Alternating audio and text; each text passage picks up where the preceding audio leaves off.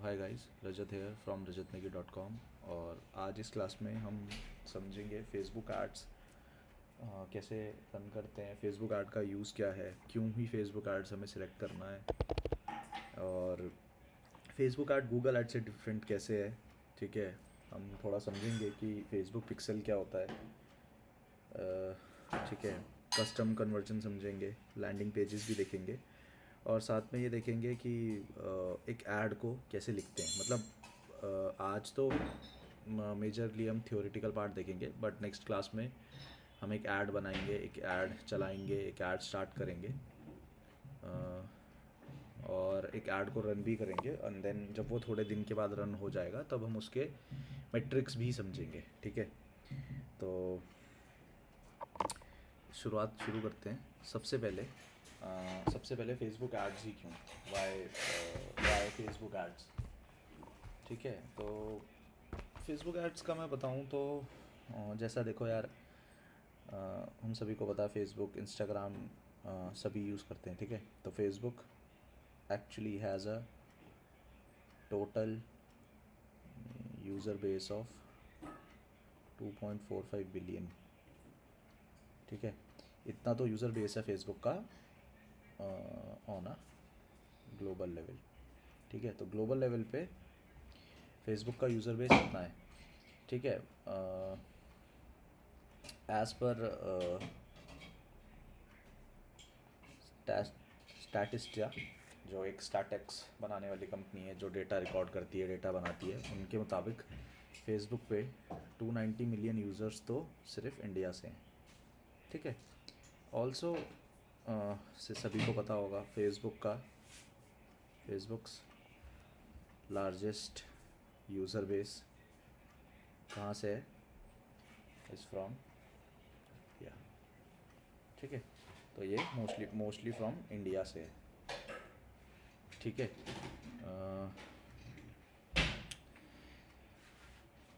Followed by USA का। So India का basically 290 millions है, 290 मिलियन है इंडिया। ठीक है, यूएसए का somewhere around 190 million, Indonesia 140 million, and then Brazil 130 million. ठीक है, तो इंडोनेशिया एंड ब्राज़ील, तो ये कुछ कंट्रीज़ हैं, टॉप कंट्रीज़ हैं जो फेसबुक को यूज़ करती हैं। ठीक है, कंसीडरिंग जब भी मैं फ़ेसबुक बोल रहा हूँ तो आप उसको साथ में इंस्टाग्राम भी कंसीडर करें, क्योंकि फ़ेसबुक और इंस्टाग्राम एक ही चीज़ है ना। इंस्टाग्राम फेसबुक का प्रॉपर्टी है, तो उस लिए। ठीक है, तो Facebook has the most information about its users, hence it is the best targeting advertising in the world. So जब हम फेसबुक पे अकाउंट बनाते हैं, या हमने कभी बनाया होगा, आई बिलीव कि आप मेरी एज के हो, तो मे बी आज से 8-9 साल पहले आपने कभी फेसबुक पे अकाउंट बनाया होगा, है ना। देन उसको यूज़ किया होगा, उसमें आपने इंटरेस्ट डाले होंगे, आपका क्या इंटरेस्ट है आपने ये सब डाला होगा, है ना। तो फेसबुक के पास आपकी बहुत सी इन्फॉर्मेशन है, मोस्ट ऑफ़ योर इन्फॉर्मेशन।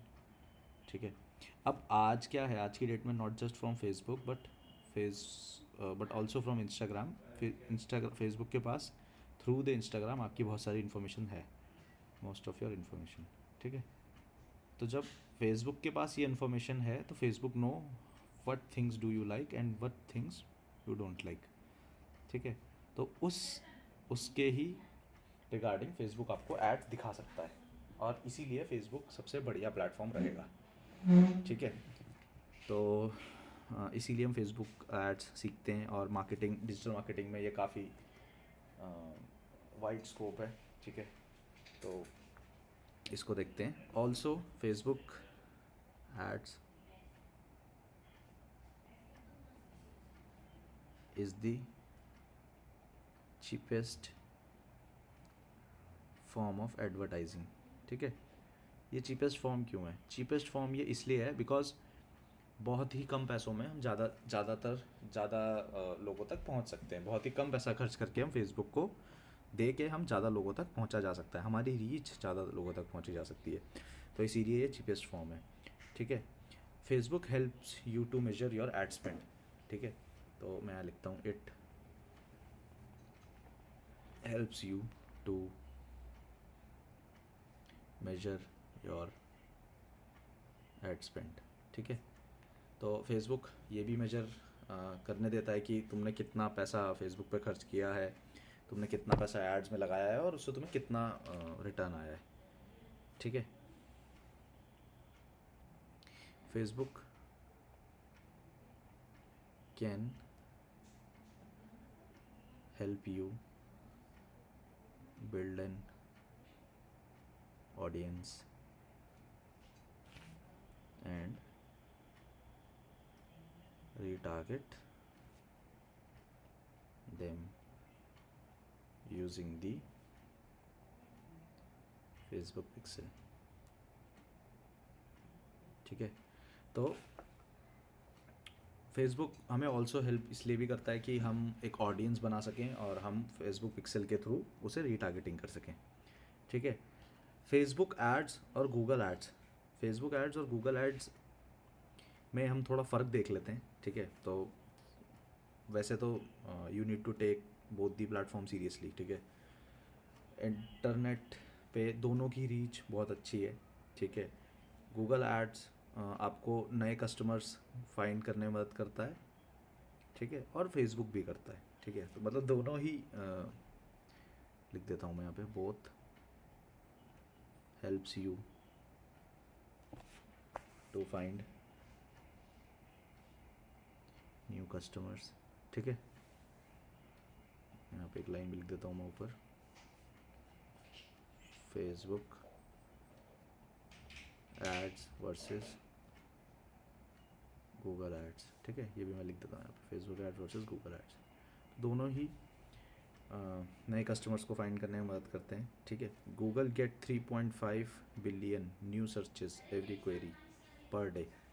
ठीक है, तो गूगल पे almost 3.5 billion searches every day आते हैं.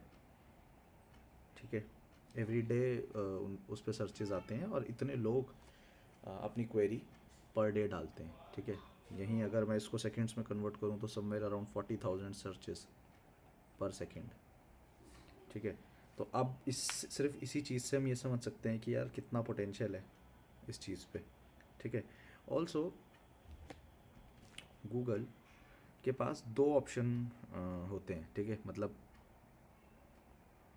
दो तरीके होते हैं आपकी वेबसाइट को दिखाने के लिए. तो पहला तो होता है paid search and Google display network.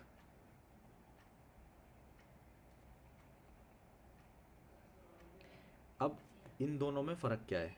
इन दोनों में हम थोड़ा गूगल एड्स भी थोड़ा ऊपर ऊपर से देख रहे हैं यहाँ पे, सो दैट हम फेसबुक को भी समझ पाएँ. ठीक है, तो यहाँ पे मतलब क्या है? यहाँ पे मतलब ये है कि गूगल के पास दो तरीके होते हैं, दो ऑप्शन होते हैं दिखाने के. हम मतलब हमारे ऐड को दिखाने के लिए, लेट्स से हम गूगल ऐड चलिए रन कर रहे हैं, तो हमारे ऐड को दिखाने के लिए गूगल के पास दो तरीके होते हैं. पहला होता है पेड सर्च, दूसरा होता है Google display network. Paid search यानी जो सिर्फ गूगल पे सर्च किया गया हो और गूगल पे दिखेगा. ठीक है, अब गूगल डिस्प्ले नेटवर्क का मतलब क्या है? यहाँ पे गूगल डिस्प्ले नेटवर्क का मतलब ये है, गूगल के नेटवर्क में जितने भी प्लेटफॉर्म्स हैं उन पे भी ऐड चलाया जाएगा. जैसे गूगल का सबसेट है, यानी गूगल का ही गूगल के अंदर ही एक गूगल का प्रोडक्ट है यूट्यूब. ठीक है, तो यूट्यूब पे जो ऐड आते हैं वो किसके हो गए? वो हुए गूगल के. ठीक है, यानी उसका नेटवर्क हो गया. ठीक है, जीमेल के अंदर आप कभी भी नोटिस करोगे तो जीमेल में सबसे पहले जो दो मेल होते हैं वो प्रमोशंस होते हैं, मतलब ऐड के फॉर्मेट में होते हैं. प्रमोशन टैब्स में जाके हम पहले दो मेल देखेंगे तो वो ऐड होते हैं. तो वो क्या है? वो गूगल डिस्प्ले नेटवर्क के एड्स हैं.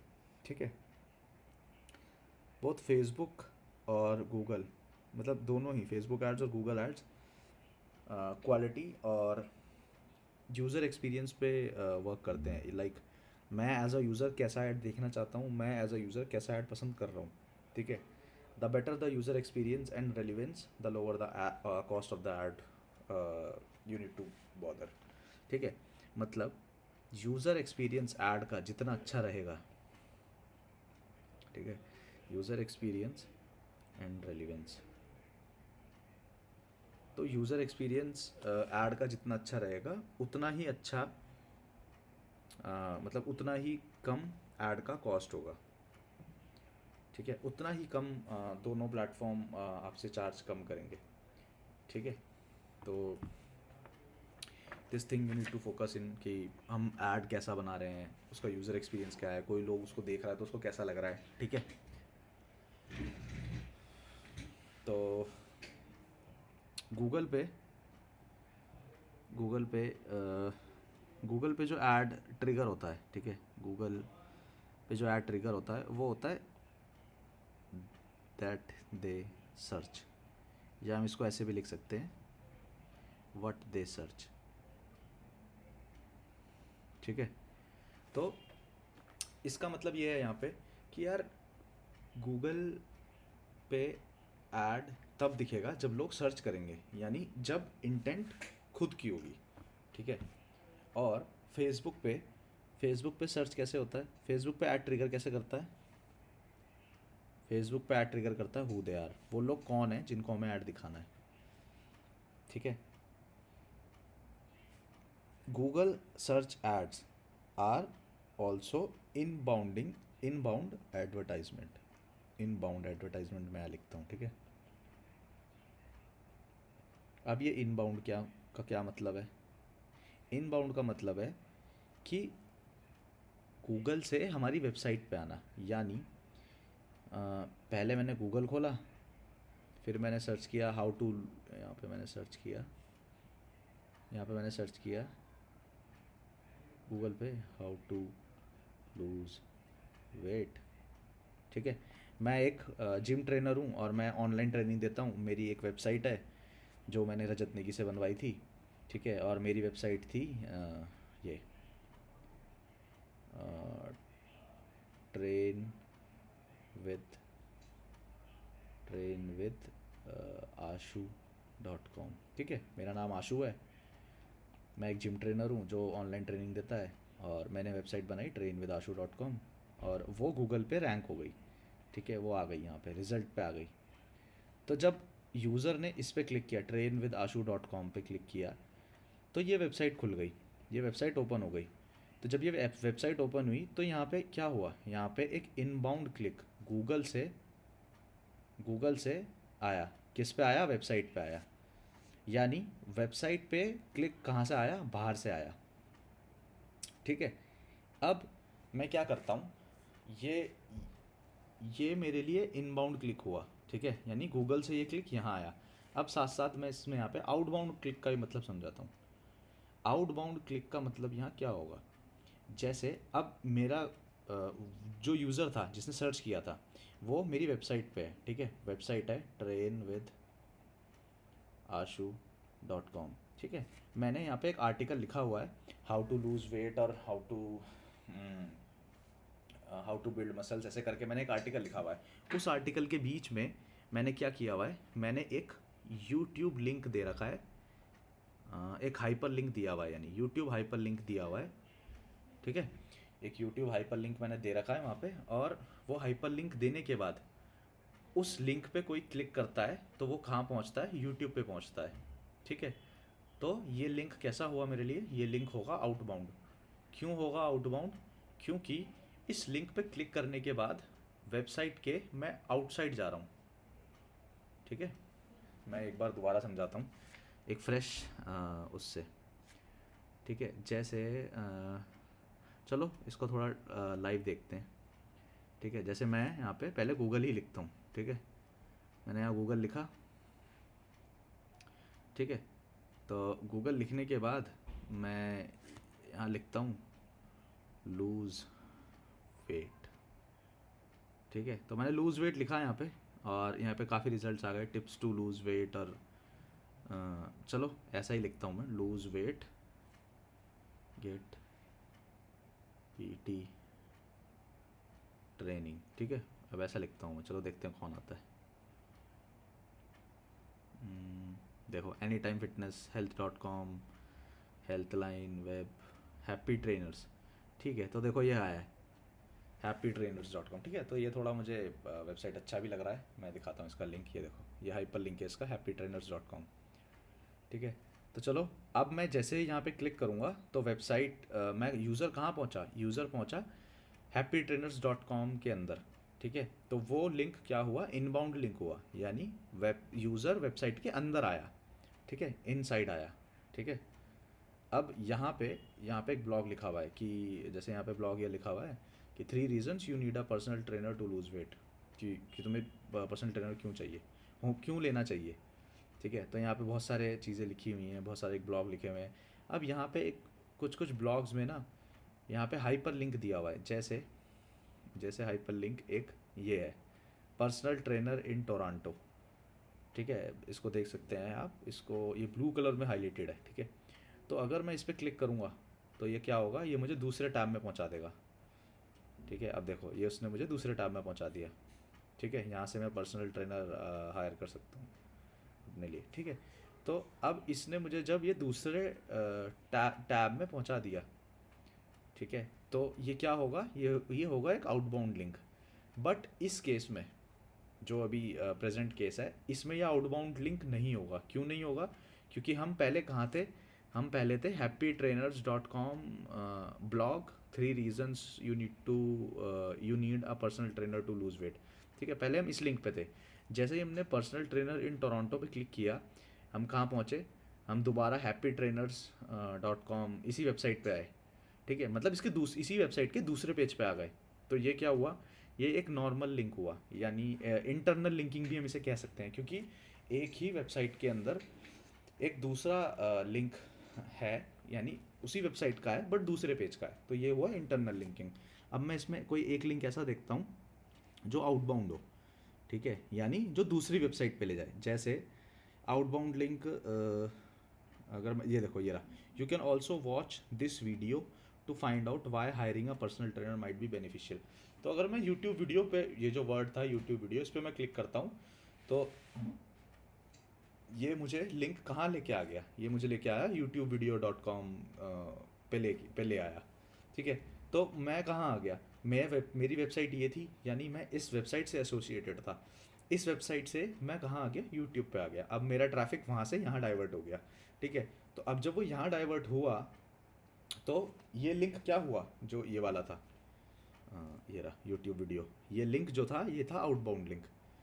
ठीक है, तो आई होप आपको समझ आया हो इनबाउंड लिंक और आउटबाउंड लिंक। ठीक है, मेरे पर्सनल एक्सपीरियंस से मैं बताऊं तो जब मैं जॉब के लिए अप्लाई कर रहा था तो 2 या 3 बार मुझसे ये पूछा गया था कि आउटबाउंड लिंक और इनबाउंड लिंक क्या होता है। तो इसीलिए मैं थोड़ा इस पे ज़्यादा एम्फोसाइज कर रहा था कि आउटबाउंड लिंक और इनबाउंड लिंक क्या होता है। तो ये छोटा सा ही सवाल होता है, इंटरव्यू में ये चीज़ पूछी जाती है, तो इसको हमेशा याद रखना। ठीक है, तो इनबाउंड लिंक और आउटबाउंड लिंक, इनबाउंड एडवर्टाइजमेंट और इनबाउंड एडवर्टाइजमेंट। ठीक है, इसके बाद हम देखते हैं, हम्म, तो फिर तो गूगल सर्च क्या हुआ, एक तरह से इनबाउंड एडवर्टाइजमेंट हुआ। ठीक है, क्योंकि वेबसाइट के अंदर आया, जो यूज़र था वो वेबसाइट के अंदर आ गया। ठीक है, इनबाउंड एडवर्टाइजमेंट हुआ। Google ads are mostly text based, while Facebook ads are very visual with images, videos and also with social likes and comments. ठीक है, तो गूगल एड्स ज़्यादातर क्या होता है, जैसे अगर मैं यहाँ पे सर्च भी करूँ, मैंने यहाँ सर्च करके दिखाया था ना, मैं अगर यहाँ पे दोबारा सर्च करूँ लूज़ वेट। ठीक है, तो अगर मैं लूज़ वेट सर्च करता हूँ, चलो लूज़ वेट पे तो कोई ऐड नहीं आ रहा अभी, मैं डिजिटल मार्केटिंग कोर्स सर्च करता हूँ, डिजिटल मार्केटिंग कोर्स। ठीक है, तो मैं डिजिटल मार्केटिंग कोर्स सर्च करता हूँ तो पहले नंबर पे ऐड आता है, 1 2 3 4 4 4 ऐड, 4 ऐड आ रहे हैं। ठीक है, तो 4 ऐड मेरे को दिख रहे हैं यहाँ पे। ठीक है, ये चारों ऐड मोस्टली सर्च बेस्ड हैं। ठीक है, टेक्स्ट बेस्ड हैं। ठीक है, यहाँ पे मतलब it depends on the advertiser कि उसे इमेज लगानी है या नहीं लगानी है। जैसे एमिरेट्स करके, ये जो है आई एम इंदौर, इन्होंने अपना कोई डिप्लोमा कोर्स या कुछ स्टार्ट किया है डिजिटल मार्केटिंग के ऊपर, तो ये वो भी सिखा रहे हैं, उसी का एडवर्टाइजमेंट था ये वाला, IIM इंदौर डिजिटल मार्केटिंग। ठीक है, तो फेसबुक तो गूगल एड्स जो मोस्टली होगा वो टेक्स्ट बेस्ड होगा, वहीं फेसबुक जो होगा वो क्या होगा, विजुअल भी होगा उसमें, visual plus image plus text, है ना, वीडियोस भी हो सकते हैं, कुछ सोशल कमेंट्स भी हो सकते हैं उस ऐड पे, है ना, तो सोशल लाइक्स, सोशल कमेंट्स, इस तरह की चीज़ें भी उस एड्स में हो सकती हैं। ठीक है, तो गूगल एड्स को थोड़ा और देखते हैं। गूगल एड्स में ये मैटर नहीं करता हु दे आर, मतलब वो लोग कौन है जो सर्च कर रहे हैं, गूगल एड्स में ये मैटर बिल्कुल नहीं करता। गूगल एड्स में ये मैटर करता है कि सामने वाले का इंटेंट क्या है। ठीक है, बिकॉज जब कोई सर्च कर रहा है ना, जब कोई इंसान किसी चीज़ को सर्च कर रहा है, इट मीन्स कि वो ख़रीदना चाहता है, या इट मीन्स कि वो उसके बारे में इंफॉर्मेशन लेना चाहता है। ठीक है, और बाद में कभी चल के ख़रीदेगा। ठीक है, बट फेसबुक पे ऐसा नहीं होता। फेसबुक पे ऐड कई बार गलत इंसान को भी दिखाया जा सकता है। कैसे? जब हम ऐड स्क्रॉल करते हैं, है ना, जब हम ऐड को स्क्रॉल, मतलब जब हम फेसबुक, जब हम इंस्टाग्राम पे या फेसबुक पे अपनी फीड पे स्क्रॉल करते हैं, तो हमारे फीड पे ही बीच में एकदम से एक ऐड आ जाता है ना, तो अगर वो रॉन्ग पर्सन को दिखाया जा रहा है ऐड, तो that ad is a waste of money. ठीक है, इसीलिए फेसबुक पे ऑडियंसेस बहुत मैटर करती हैं, टारगेटिंग बहुत मैटर करती है कि हम किसको दिखा रहे हैं, कैसे दिखा रहे हैं, क्या दिखा रहे हैं, ये चीज़ें फेसबुक पे बहुत मैटर करती हैं। ठीक है, इंटरेस्ट मैटर करता है, टारगेट मैटर करता है, डेमोग्राफिक्स मैटर करते हैं फेसबुक पे। ठीक है, तो वहाँ पे हमें काफ़ी सोच समझ के ये चीज़ें चुननी होती हैं। ठीक है, आगे समझते हैं। एक थोड़ा सा और एग्जांपल एक मैं देता हूँ, कंसीडरिंग। ठीक है, कंसीडर करो तुम अपने घर पे हो। ठीक है, तुम अपने घर पे बैठे हुए हो और एक डोर बेल बजती है, और डोर बेल बजने के बाद तुम गेट पे जाते हो और तुम्हारे पास एक सेल्स पर्सन आता है और वो तुम्हें एक स्पोर्ट शू बेचता है। ठीक है, how many percentage of chances कि तुम उससे जूते लोगे, वो अच्छी कंपनी के जूते हैं, बहुत अच्छे जूते हैं, how many percent of chance? मैं कहता हूँ कि वो X% चांस है। ठीक है, कि तुम जूते लोगे। ठीक है, तुम अपने घर पे थे, सिनेरियो दोबारा बताता हूँ, तुम अपने घर पे थे, तुम घर पे मस्त अपना चिल कर रहे थे, बेल बजी और एक सेल्स पर्सन तुमको जूते प्रमोट करता है, वो कहता है सर ये जूते ले लो, ये बहुत अच्छे जूते हैं, इसकी ग्रिप अच्छी है, सारी चीज़ें बढ़िया हैं इसकी। ठीक है, अब केस नंबर 2, तुमको जूते लेने हैं, लेकिन तुमको जूते लेने हैं। ठीक है, और उसके लिए तुम कहाँ गए हो, मॉल में गए हो, और तुम शोरूम के अंदर पहुँच गए, सेम जूते वो भी यहीं मिल रहे हैं, तो इसमें कितना परसेंट चांस होगा कि तुम उस जूते को लोगे? मैं कहता हूँ चलो Y% चांस है। ठीक है, अब ये बहुत ही साइकोलॉजिकल इजी आंसर है कि जब हम मॉल में ख़रीदने जाएंगे कोई जूता या कोई सामान, तो उसका बाइंग परसेंटेज या बाई करने का चांस उससे ज़्यादा होगा जो हमें घर में आके जूता दे रहा है। क्यों? क्योंकि यहाँ पे हमारा इंटेंट क्लियर था कि हमें जूता लेना है, इंटेंट क्लियर्ड। यहाँ पे इंटेंट क्लियर्ड नहीं था, है ना। तो गूगल ये है और फेसबुक ये है। फेसबुक में हमारी परमिशन के बगैर हमको ऐड सर्व कर दिया जाता है, just like a sales person, है ना। हमारी परमिशन के बगैर हमको ऐड सर्व कर दिया जाता है, just like a sales person. But Google पे ऐड हमें किस तरीके से दिखाया जाता है? ऐड हमें दिखाया जाता है हमारी परमिशन के पहले। ठीक है, यानी हमारी परमिशन पहले लगती है, तब हम ऐड देखते हैं। ठीक, तो ये बहुत ही मुझे लगता है कि ये काफ़ी इजी एग्जांपल है। ठीक है, तो ये काफ़ी इजी एग्जांपल था, ठीक है। इसके आगे हम समझते हैं फेसबुक ऑडियंस, ठीक है। ये क्लास मे बी थोड़ा थियोरटिकल जा रहा है, तो मे बी थोड़ा समझ ना आए, बट इसकी नेक्स्ट क्लास में हम क्या करेंगे, हम फेसबुक ऑडियंस भी देखेंगे, मतलब फेसबुक मैनेजर के अंदर देखेंगे, हम ऑडियंस भी देखेंगे, हम ये भी देखेंगे कि ऑडियंस कैसे बनाते हैं, हम ऑडियंस को समझेंगे भी, हम पिक्सल भी डालेंगे, पिक्सल कैसे इंस्टॉल करते हैं ये भी डालेंगे, और बिज़नेस मैनेजर क्या होता है फेसबुक पे, कैसे हम बिज़नेस मैनेजर यूज़ करते हैं, कैसे हम अपने क्लाइंट को, अगर हमें किसी से काम, अगर हमें किसी का ऐड अकाउंट रन करना है, किसी के लिए एड्स चलाने हैं, तो हम कैसे उससे एक्सेस लेते हैं, ये सारी चीज़ें हम देखेंगे, ठीक है। आज पूरा थियोरटिकल होगा, इसकी नेक्स्ट क्लास में हम उसका प्रैक्टिकल करेंगे पूरा, ठीक है। तो फेसबुक ऑडियंस जैसे कि मैंने पहले बताया, मोस्ट इम्पॉर्टेंट पार्ट ऑफ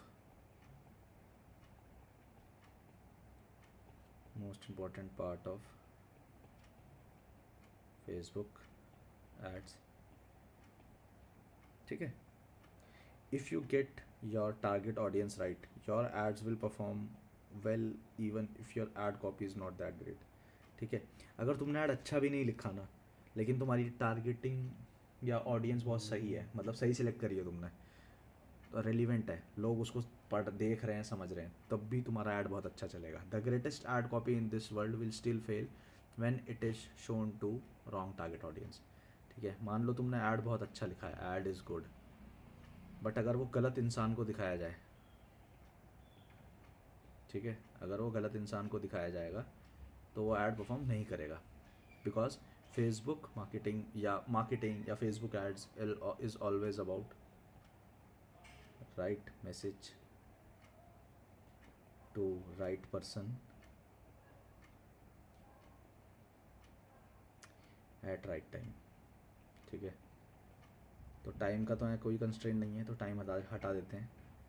तो हमें राइट पर्सन को हमेशा ऐड दिखाना है, मैसेज भले ही राइट ना हो, यानी मतलब ऐसा नहीं कि पूरा ही मैसेज गलत हो। जैसे मान लो हम शू बेच रहे हैं, हाँ शू भी नहीं कहूँगा मैं, हम लेट्स से हम कोई कॉस्मेटिक प्रोडक्ट बेच रहे हैं, कॉस्मेटिक प्रोडक्ट्स हम बेच रहे हैं, और कॉस्मेटिक प्रोडक्ट्स में हमने सिलेक्ट कर दिया हमने मेन को, बॉयज़ को, ठीक है, मेन को, बॉयज़ को, या कोई ऐसा इंटरेस्ट जो मेन से रिलेटेड है, जैसे मेन से ज़्यादा रिलेटेड है, जैसे मैं कहूँगा स्टॉक मार्केट में लड़के ज़्यादा इंटरेस्ट लेते हैं, मतलब वुमेंस भी लेती हैं, but in comparison to men उनका रेशो कम है, ठीक है। तो मैंने ये इंटरेस्ट ले दिए, तो मेरा प्रोडक्ट नहीं, ऐड नहीं परफॉर्म करेगा, लोग नहीं खरीदेंगे, ठीक है। मतलब अब मेरा मैसेज तो राइट था, लेकिन लोग गलत थे, तो मेरा ऐड परफॉर्म नहीं करेगा। अब मैं क्या लिखता हूँ, मैं लिखता हूँ यहाँ पे गेट क्लियर स्किन, ठीक है। मैसेज इनकम्प्लीट है, कॉस्मेटिक प्रोडक्ट नहीं लिखा मैंने मैसेज थोड़ा आधा अधूरा लिखा, गेट क्लियर स्किन, या cure your skin, take care of your skin, ऐसे करके, और मैं दिखा रहा हूँ वुमन को, ठीक है, या गर्ल्स को, या ऐसे लोग जिनका ऐसी लड़कियाँ लड़कियों से रिलेटेड कोई इंटरेस्ट, जैसे नेल्स, ठीक है। तो मैं इनको दिखा रहा हूँ, तो इससे क्या होगा, इससे मेरा वुमेंस इस ऐड को अपने आप ट्रिगर कर पाएंगी अपने माइंड में, और वो यहाँ से बाय कर लेंगी। मतलब इतना अच्छा परफॉर्म नहीं करेगा ऐड, बट करेगा, ठीक है। तो ये होता है ऑडियंस का रोल, टारगेटिंग का रोल, ठीक है। तो 3 तरह की ऑडियंस होती हैं फेसबुक में। पहली सेव्ड ऑडियंस, ठीक है, दूसरी होती है कस्टम ऑडियंस, और तीसरी होती है लुक अलाइक। कस्टम ऑडियंस हम पहले समझते हैं। कस्टम ऑडियंस क्या होती है बेसिकली, कस्टम ऑडियंस वो ऑडियंस होती है जो हम किसी कंडीशन के बेस पे बना सकते हैं, यानी किसी कंडीशन के हिसाब से, किसी कंडीशन के बेस पे, किसी कंडीशन के को फ़िल्टर लगा के, यानी जैसे मैं कहूँ, अगर वेबसाइट पे वेबसाइट विजिटर्स हैं, ठीक है। मैं कहता हूँ कि मेरी वेबसाइट पे लास्ट 7 डेज़ में 10 लोग आए हैं, तो मुझे उन 10 लोगों का ऑडियंस चाहिए, ठीक है। तो उन 10 लोगों का ऑडियंस मुझे चाहिए, तो वो एक ऑडियंस बनाना है, मतलब उन लोगों को मुझे ऐड दिखाना है, यानी एक ऑडियंस बन गई है और उस ऑडियंस को मैं ऐड चलाते वक्त सिलेक्ट कर सकता हूँ, ठीक है। और उसको सिलेक्ट करने के बाद मैं उसमें ऐड्स चला सकता हूँ, ठीक है। तो ऑडियंस मैं ऐसे इस केस में बना सकता हूँ कि वेबसाइट विजिटर्स, मतलब मेरी वेबसाइट पे लास्ट 7 डेज़ में कितने लोग आए हैं, मुझे उनका ऑडियंस बनाना है। मैं उनका भी ऑडियंस बना सकता हूँ जिन्होंने लास्ट 7 डेज़ में मेरी वेबसाइट पे परचेज़ किया है, ठीक है। मैं उनका भी ऑडियंस बना सकता हूँ जिन्होंने लास्ट 7 डेज़, लास्ट 10 डेज़, मैं जितने भी डेज़ चाहूँ उतने मैं सिलेक्ट कर सकता हूँ, और उनका मैं एक ऑडियंस बना सकता हूँ जिन्होंने मेरी वेबसाइट को व्यू किया है, ठीक है। तो इस तरीके से मैं एक कस्टम ऑडियंस बना सकता हूँ, ठीक है। लुक अलाइक ऑडियंस क्या होता है? लुक अलाइक ऑडियंस इन्हीं के जैसी, वर्ड में ही आंसर है लुक अलाइक, यानी इनके जैसी ही एक दूसरी ऑडियंस जो जो जिनके कैरेक्टर्स, लाइक्स, इंटरेस्ट सब इससे मिलते जुलते हैं, ठीक है। तो जैसे मान लो मेरे पास एक ऑडियंस है परचेजर्स की, ठीक है, मतलब जो मुझसे परचेज करते हैं, ठीक है। अब फेसबुक को ये पता चल चुका है कि किस टाइप के लोग मेरी वेबसाइट पे परचेज करके जाते हैं, तो मैं उनके जैसी एक ऑडियंस बना लूँगा, मेरे परचेजर्स के जैसी, परचेजर्स की नहीं लेकिन परचेजर्स के जैसी, ठीक है। क्योंकि परचेजर्स को अगर मैं दोबारा दिखाऊंगा ऐड, तो मे बी वो ख़रीदें या ना ख़रीदें, ठीक है। तो इस वजह से मैं परचेजर्स को दोबारा ऐड नहीं दिखाऊंगा। अब जैसे कोई बहुत बड़ा प्रोडक्ट है, जैसे मान लो जैसे हमने पिछली क्लास में देखा था हाई एंड वैल्यू या लो एंड वैल्यू का कोई प्रोडक्ट है, तो अगर हाई एंड वैल्यू का कोई प्रोडक्ट है तो कोई भी परचेजर उसको एक बार ख़रीदेगा, एक साल बाद नहीं ख़रीदेगा। लेट्स से किसी ने सोफ़ा लिया, ठीक है, तो लेट्स से मैं ऐड रन कर रहा हूँ, ठीक है, और मैंने सोफ़े पे ऐड चलाया और किसी ने ख़रीद लिया, ठीक है। अब जब उसने ख़रीद लिया तो मैं क्या करूँगा, मैं जब अगली बार ऐड बनाऊँगा तो परचेजर्स का मैं एक ऑडियंस बनाऊँगा, और उस ऑडियंस को मैं अपने ऐड में से एक्सक्लूड कर दूँगा, मतलब उन लोगों को मेरा ऐड नहीं दिखेगा, क्योंकि एक बार कोई सोफ़ा ले लेता है तो वो दोबारा नहीं लेता है ना। तो उस ऑडियंस को मैं क्या करूँगा, एक्सक्लूड कर दूँगा, अपने ऐड से हटा दूँगा, ताकि उनको मेरा ऐड नहीं दिखे, ठीक है। और अगर दिख भी जाएगा तो वो लोग नहीं लेंगे, क्यों नहीं लेंगे? क्योंकि उन्होंने हमसे सोफ़ा ले लिया है, तो वो दोबारा क्या ही करेंगे लेके, है ना। तो वो दोबारा नहीं लेंगे, है ना। इट इज़ लाइक कि जैसे कोई इंश्योरेंस पॉलिसी लेता है, तो इंश्योरेंस पॉलिसी एक बार जब वो ले लेता है तो वो अगले 1 साल बाद लेता है, तो 1 साल बाद मैं दोबारा इनको ऐड दिखा सकता हूँ, ठीक है। बट मैं उस टाइम पे ऐड नहीं दिखाऊंगा, मतलब मैं साथ साथ ऐड में ऐसे लोगों को एक्सक्लूड करता जाऊंगा जो परचेजर्स है। अब ये नेचर ऑफ प्रोडक्ट पे डिपेंड करेगा। मेरा प्रोडक्ट सोफ़ा था, तो मैंने इसमें उन लोगों को एक्सक्लूड किया, ठीक है। तो ये तीन हाँ, और होता है, और एक होता है फर्स्ट वाला सेव्ड ऑडियंस। सेव्ड ऑडियंस क्या होता है? सेव्ड ऑडियंस मेरा फिल्टर्ड लगा के मैं सेव्ड ऑडियंस बना सकता हूँ। जैसे हमने आई गेस पहली या दूसरी तीसरी क्लास में हमने कस्टमर अवतार समझा था, जहाँ पे हम अपनी ऑडियंस बना रहे थे, ठीक है। तो लेट्स से मेरा प्रोडक्ट सोफ़ा ही है, मैं कहता हूँ चलो सोफ़ा ही है, तो सोफ़ा कौन लोग ले सकते हैं? सबसे पहली चीज़, सोफ़ा वो लोग नहीं लेंगे जो 18-19 साल के हैं, ठीक है, वो बाय नहीं करने वाले।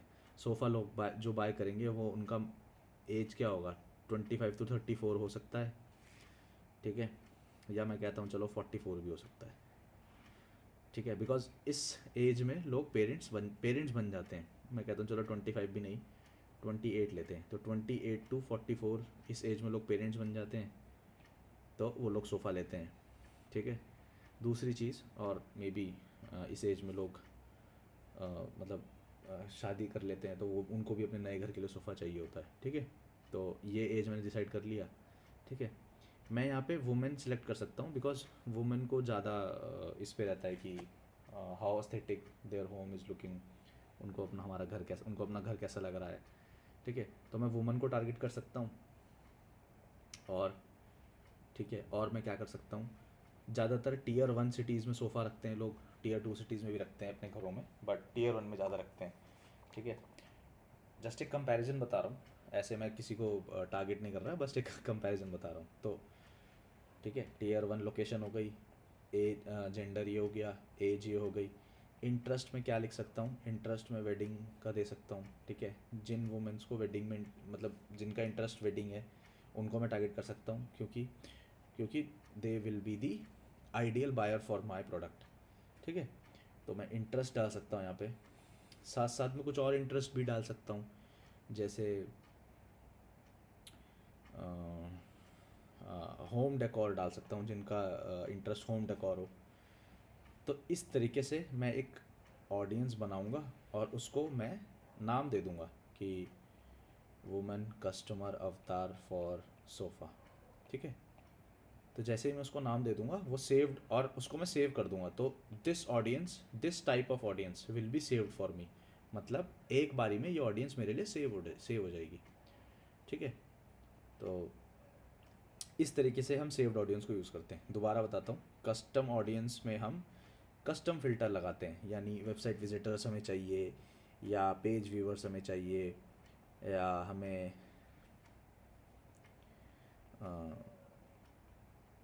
परचेजर्स चाहिए, वेबसाइट विजिटर्स चाहिए, पेज व्यूअर्स चाहिए, और ऐड टू कार्ट वाले लोग चाहिए, हमें कौन लोग चाहिए वो हम यहाँ पे डिसाइड करते हैं कस्टम ऑडियंस में। ठीक है, उसके बाद हम लुक अलाइक ऑडियंस बनाते हैं जो उन्हीं के जैसी होती है बट वो नहीं होती। ठीक है, लुक अलाइक ऑडियंस। और तीसरी होती है सेव्ड ऑडियंस। ठीक है, जिसको हम अपने अपने हिसाब से फ़िल्टर आउट कर सकते हैं, अपने हिसाब से कस्टमाइज़ कर सकते हैं। ठीक है, तो when you are getting started with the new brand, जब तुम नए ब्रांड के साथ स्टार्ट कर रहे हो तो तुम हमेशा सेव्ड ऑडियंस के साथ जाओगे, है ना। तुम हमें एक नई ऑडियंस बनाओगे, एक नया कस्टमर अवतार बनाओगे, फिर उनको इंटरेस्ट बेस्ड पे टारगेटिंग करोगे।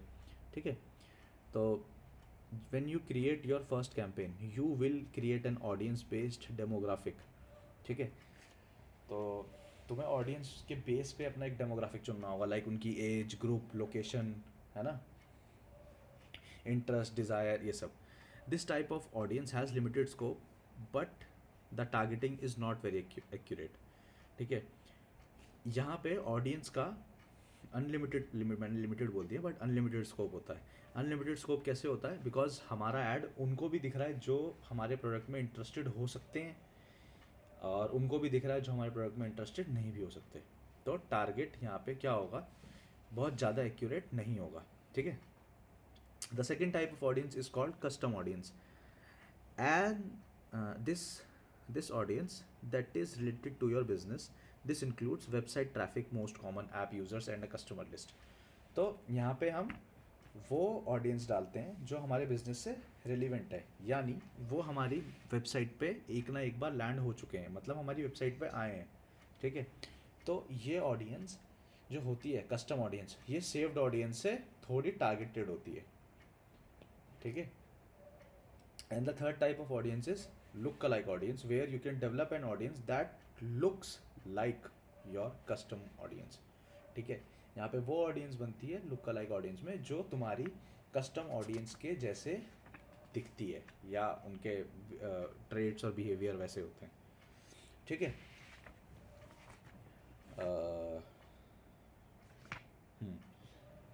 लास्ट में हम समझते हैं फेसबुक पिक्सल। ठीक है, ये बहुत इंपॉर्टेंट है, फेसबुक पिक्सल। हाँ, फेसबुक पिक्सल। ठीक है, तो फेसबुक पिक्सल बेसिकली क्या होता है, फेसबुक पिक्सल कुछ नहीं होता, एक जावास्क्रिप्ट कोड होता है। ठीक है, एक जावास्क्रिप्ट कोड होता है जो वेबसाइट के बैकएंड पे डाला जाता है। ठीक है, जब मतलब वेबसाइट जो भी बना रहा है, जो भी वेबसाइट के बैकएंड पे है, बैकएंड फ्रंट एंड, हमने देखा था जब हम वर्डप्रेस वेबसाइट बना रहे थे। ठीक है, तो ये पिक्सल, ये कोड जो होता है वो वेबसाइट के बैकएंड पे डाला जाता है, सो दैट ये कोड तब फायर होता है जब वेबसाइट पे कोई कुछ एक्टिविटी करता है, और ये कोड सारी चीज़ें रिकॉर्ड करता है। It is just like a CCTV camera. ठीक है, जैसे कोई सीसीटीवी कैमरा पे, जैसे लेट्स से हमारी कोई शॉप है, हमारी अपनी शॉप में, अपनी शॉप पे सीसीटीवी कैमरा लगाया हुआ है, तो सीसीटीवी कैमरा सारी एक्टिविटीज़ रिकॉर्ड कर रहा है, जो भी शॉप में जो भी कुछ कर रहा है। ठीक है, तो this pixel acts like a CCTV camera on your website. तो वेबसाइट पे जो भी कुछ एक्शन ले रहा है, जो भी कुछ परचेज़ कर रहा है, जो भी कोई भी कहीं भी क्लिक कर रहा है, ये सारे एक्शन फेसबुक पिक्सल ट्रैक करता है, एंड उसको रिपोर्ट करता है कहाँ, फेसबुक एड्स मैनेजर में, ठीक है। लेट्स से हमारी वेब्स अब फेसबुक पिक्सल, लेट्स से हमने फेसबुक ऐड चलाया, फेसबुक ऐड चलाने के बाद जो यूज़र था वो हमारी वेबसाइट पे तो आ गया, लेकिन हमारी वेबसाइट पे आने के बाद उसने एक प्रोडक्ट देखा, देन दूसरा प्रोडक्ट देखा, देन तीसरा प्रोडक्ट देखा, एंड देन पहला प्रोडक्ट वापस जाके खरीद लिया। तो ये सब कैसे दे, ये सब फेसबुक को कैसे पता चलेगा? ये सब फेसबुक को पता चलेगा फेसबुक पिक्सल की हेल्प से, क्योंकि फेसबुक पिक्सल वेबसाइट के अंदर है, वेबसाइट पे लगा हुआ है, और जब वेबसाइट में जो भी कोई एक्शन ले रहा है फेसबुक पिक्सल उसे रिकॉर्ड करके वापस फेसबुक एड्स मैनेजर में भेज देता है, ठीक है। तो ये था, ठीक है। और आज की क्लास में हमने देखा फेसबुक पिक्सल, कस्टम ऑडियंस, क्यों फेसबुक पिक्सल ज़रूरी है, फेस ऑडियंस के हमने टाइप समझे, गूगल एड्स और फेसबुक एड्स में थोड़ा डिफरेंस समझा, ठीक है। नेक्स्ट क्लास में हम देखेंगे कि कस्टम कन्वर्जन्स क्या होते हैं। कस्टम कन्वर्जन्स बेसिकली ऐसे कन्वर्जन्स जो हम खुद बनाते हैं, ठीक है। यानी अगर मैं चाहता हूँ कि एक पेज जब फायर हो, यानी एक पेज जब लोड हो, उसको कन्वर्जन माना जाए, तो उसको हम कस्टम कन्वर्जन का नाम देते हैं। कस्टम कन्वर्जन को हम ये भी कह सकते हैं, जैसे कन्वर्जन अगर, जैसे मैं नॉर्मल भाषा में कहूँ तो कन्वर्जन, ये जब मैं प्रैक्टिकल करके दिखाऊंगा तो और अच्छे से समझ आएगा कि कस्टम कन्वर्जन होता क्या है, बट अभी मैं इसको थोड़ा थ्योरेटिकल बताता हूँ। बेसिकली कन्वर्जन क्या होता है, कन्वर्जन ही समझते हैं पहले। कन्वर्जन ये होता है जो भी एक्शन हम चाहते हैं यूज़र ले हमारी वेबसाइट पे, ठीक है, वो कन्वर्जन होता है। जैसे मैं परचेज़ को कन्वर्जन मानता हूँ, ठीक है, कोई हमारी वेबसाइट पे परचेज़ करेगा तो उसे कन्वर्जन माना जाए, ठीक है। मतलब अगर उसने परचेज़ पूरा कर लिया तो एक कन्वर्जन, ठीक है, ठीक है। तो कन्वर्जन ये होता है कि हमारी वेबसाइट पे कोई कन्वर्ट हो गया।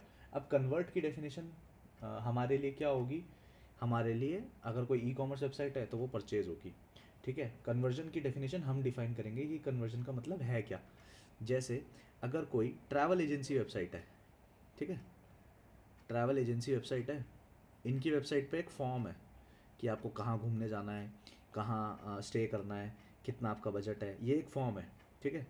अब इस फॉर्म को कोई सबमिट करेगा तो ट्रैवल एजेंसी क्या चाहती है, जब कोई इस फॉर्म को सबमिट कर देगा हम लोग उसको कन्वर्जन मानेंगे, ठीक है। तो ये लोग इसको कन्वर्जन मान रहे हैं, क्यों? क्योंकि इनको लीड मिल रही है, लीड्स हो गई, ठीक है। तो ये फॉर्म को, मतलब जब कोई फॉर्म सक्सेसफुली सबमिट कर देगा ट्रैवल एजेंसी वाली वेबसाइट पे, जो एग्जांपल बताया मैंने, तो ये उसको कन्वर्जन मानेंगे। तो कन्वर्जन कौन डिफाइन करेगा? कन्वर्जन वेबसाइट का ओनर डिफाइन करेगा कि वो चाहता क्या है वेबसाइट से, ठीक है। तो ये होता है कन्वर्जन। अब कस्टम कन्वर्जन क्या है? सो बेसिकली कस्टम कन्वर्जन कुछ नहीं है, कस्टम कन्वर्जन है कि मैं अपनी तरफ से बताऊंगा कि कन्वर्जन मैं किसको चाहता हूँ। जैसे मान लो मैं चाहता हूँ कि डाउनलोड्स को कन्वर्जन माना जाए, ठीक है। मेरे पास एक ऐप है, जैसे जैसे लेट्स एग्जांपल, मेरे पास एक ऐप है फूड ऑन ट्रेन, ठीक है, फूड ऑन ट्रेन, ये एक ऐप है और मैंने वेबसाइट बना रखा है, और मैंने वेबसाइट बना रखा है और मैं चाहता हूँ कि वेबसाइट से लोग इसको डाउनलोड करें मेरे पेज, होम पेज से, ठीक है। foodontrain.com ये वेबसाइट है और यहाँ पे एक बटन है डाउनलोड दी ऐप, ये बटन है। इस बटन पे जैसे ही क्लिक करेंगे तो ये एप्लीकेशन डाउनलोड हो जाएगा, what ever your phone is, iPhone है तो आईफोन, एंड्रॉयड है तो एंड्रॉयड, ठीक है। तो ये डाउनलोड हो जाएगा, ठीक है। तो जब ये डाउनलोड हो जाएगा तो मैं क्या चाहूँगा कि इस बटन पे कोई क्लिक करेगा तो कन्वर्जन माना जाए, या इस बटन पे क्लिक करने के बाद एक लिंक खुलेगा, thank you for downloading the app, है ना, ऐसे करके। तो मैं चाहूँगा जब ये पेज लोड हो तो कन्वर्जन माना जाए। तो मैं कस्टम कन्वर्जन को ये बोलूँ, कस्टम कन्वर्जन में जाऊँगा, मतलब कस्टम कन्वर्जन वाले ऑप्शन में जाऊँगा, जो कि मैं नेक्स्ट क्लास में दिखाऊँगा। कस्टम कन्वर्जन वाले ऑप्शन में जाके मैं क्या करूँगा, मैं बोलूँगा कि ये लिंक जब लोड हो जाएगा तो एक कन्वर्जन माना जाएगा, ठीक है। तो कस्टम कन्वर्जन हम अपनी साइड से डिफाइन करते हैं, ठीक है। और यहाँ पे कन्वर्जन, ये जो कन्वर्जन होते हैं ये बने बनाए होते हैं। जैसे परचेज का कन्वर्जन एक बना बनाया होता है, लीड फॉर्म सबमिट का कन्वर्जन एक बना बनाया फेसबुक से पहले ही आता है। तो इस तरीके से कन्वर्जन और कस्टम कन्वर्जन काम करते हैं, ठीक है, तो आज की क्लास के लिए इतना ही। मिलते हैं नेक्स्ट क्लास में।